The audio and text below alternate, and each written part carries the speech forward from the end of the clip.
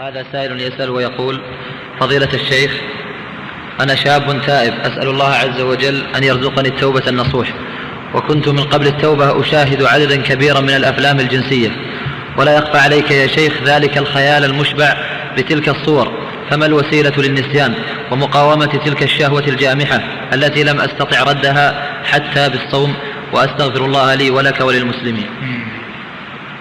أولا الحمد لله الذي من عليك بالتوبة والهداية وشرح صدرك لسلوك سبيل محبته ومرضاته.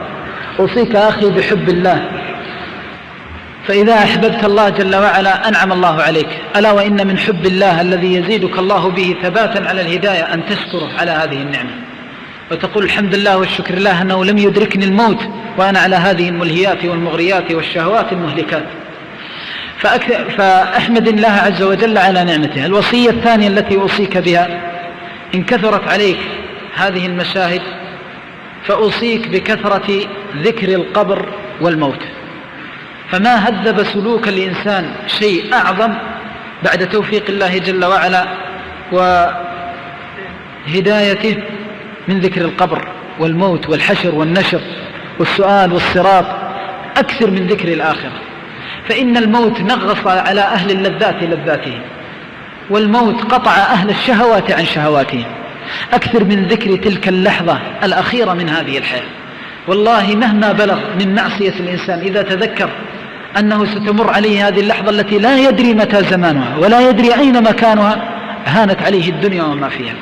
وتذكر أنه ستمر عليك مثل هذه اللحظة وأنت ضجيع القبر والبلا، لا مال ولا بنون ولا عشيرة ولا أقربون، وأنت مرهون بما كان ويكون من أمر الله جل وعلا. فأكثر من ذكر الآخرة، فإن الله يقوم بها سلوك المؤمن ويحفظه من الزلل. والأمر الثالث أوصيك بوصية هي من أفضل الوصايا في مثل هذه الأمور: كثرة الدعاء، أكثر من الدعاء، فإن الدعاء سلاح المؤمن. والله جل وعلا القلوب بين إصبعين من أصابعه سبحانه وتعالى، القلوب قلوب العباد بين إصبعين من أصابعه، ولذلك أكثر من دعائه وسؤاله أن يصرف قلبك عن ذكر هذه الشهوات وهذه المناظر والملهيات، فإن الله يفعل، فإن أمر الله كن فيكون. ولذلك قال الله جل وعلا: واعلموا أن الله يحول بين المرء وقلبه وأنه إليه ترجعون.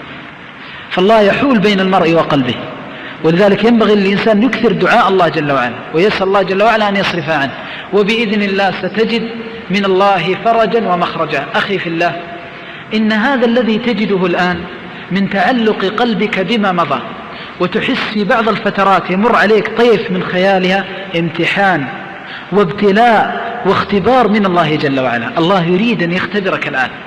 فإن حن الإنسان إلى الماضي كان نقصانا في هدايته ونقصانا في إيمانه على قدر حنينه، ففر إلى الله، فإن الله إذا نظر إليك وأنت إذا جاءتك تبكي وتشتكي وتتألم وتضيق عليك الدنيا، كان هذا الضيق وهذا الهم الذي يصيبك في ميزان حسناتك.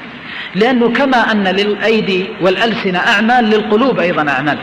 فلذلك مقتك لهذه الصور لما تتذكرها وتتألم منها وتكثر من الاستغفار عند ذكرها، فإن الله جل وعلا يثيبك عليه.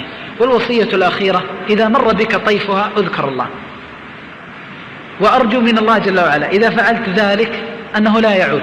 لماذا؟ لأن طيفها جاءك من الشيطان، فالشيطان يريد أن يذكرك هذا الماضي حتى تحن إليه. فإذا وجدك صادق بمجرد ما يذكرك بها تذكر الله، ما يأتيك، لأنه ما يريد ذكر الله جل وعلا.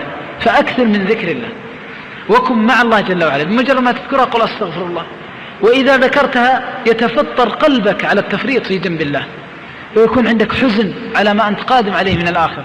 أسأل الله العظيم رب العرش الكريم أن يصرف قلبك عنها وأن يجعل لك الفرج منها، والله تعالى أعلم.